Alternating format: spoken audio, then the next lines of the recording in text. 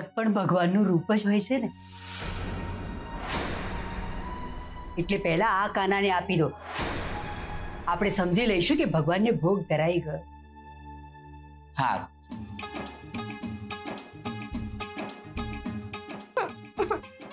બેટા લાવે છે, રડવાનું બંધ કરી દે તો. ગુડ બોય છે ને.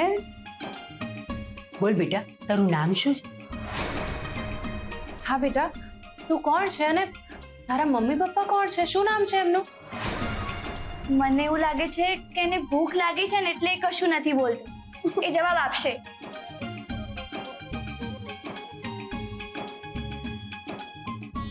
લે બેટા, ખાઈ લે.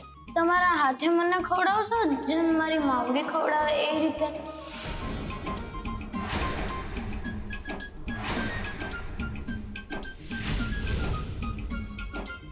હા હા, કેમ નહીં. લે, ખોલ તારું મોઢું.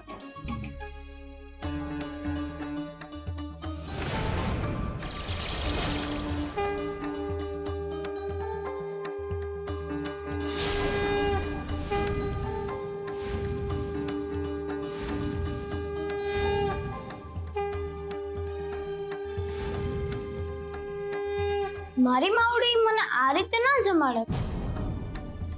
થોડામાં બેસડીને માથું ટેકવીને પ્રેમથી જમાડે.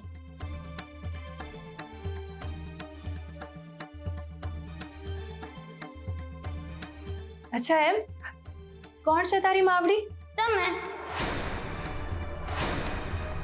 કેમ? તમે મારી માં નથી? મારી માં કહે છે કે સંસારની બધી સ્ત્રીઓ તારી માં છે, બધી બહેનો મારી સખીઓ છે. એટલે તમે મારી માં થયા ને? સાચું કે ખોટું? બોલો બોલો. સાચી વાત. હવે ખવડાવો. મારી માં કહે છે કે માના વાત્સલ્યમાં જ બાળક તૃપ્ત થાય છે. ચલો ચલો ખવડાવો મને. એક મિનિટ હો.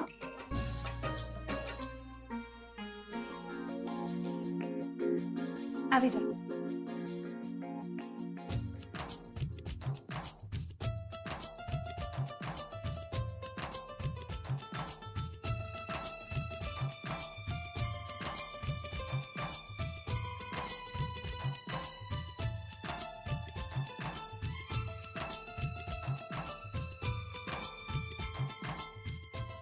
આટલા નાના બાળકમાં આટલી બધી સમજણ?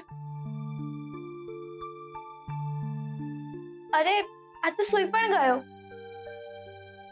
હવે આપણે એનું એડ્રેસ કેવી રીતે પૂછીશું? આ કોણ છે એ કેવી રીતે ખબર પડશે? મને લાગે છે બહુ રાત થઈ ગઈ છે એટલે આને સરખો સુવડાવી દઈએ. સવારે આપણે જીગરભાઈને પૂછીશું કે આ કોણ છે અને એના મમ્મી પપ્પાને કેવી રીતે શોધીએ. સાચી વાત છે. લાવો, આ બાળકને ઊંચકીને હું શુભાંશીના રૂમમાં સુવડાવી આવું છું.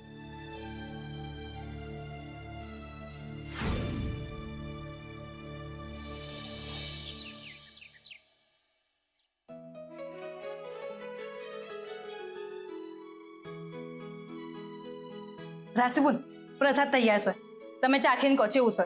અરે પણ આ તો પ્રસાદ છે, હું કેવી રીતે ચાખું? પણ આમાં કોઈ ઉણપ નહીં કરશે તો તમને ખબર પડશે. વીરુબેન, ભાવ અને શ્રદ્ધાથી બનાવેલા પ્રસાદમાં ક્યારે કોઈ ઉણપ હોય ખરી? હા, સાચી વાત છે. પણ મારો આ પ્રસાદ ભાવશે કોઈને? બધાને ભાવશે. મને પણ પંજરી બહુ જ ભાવે છે. પણ બેટા આ પ્રસાદ છે. તો શું ના અપાય?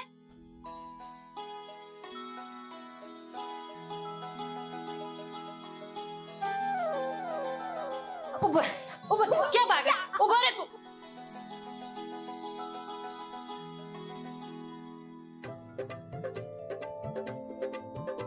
એલા તું આ શું કરે છે? આ પ્રસાદ છે, પછી લેજે તું. તમે લોકો શું હસો છો? આ છોકરો કેવું નટખટ છે, આમથી આમ ભાગત દોડીમાં મને ઠગાડી દીધી એણે. આપી દેવાનું, નાના છોકરાને ના ના પડાય. સારું, લઈ લે, બધું તારું જ છે.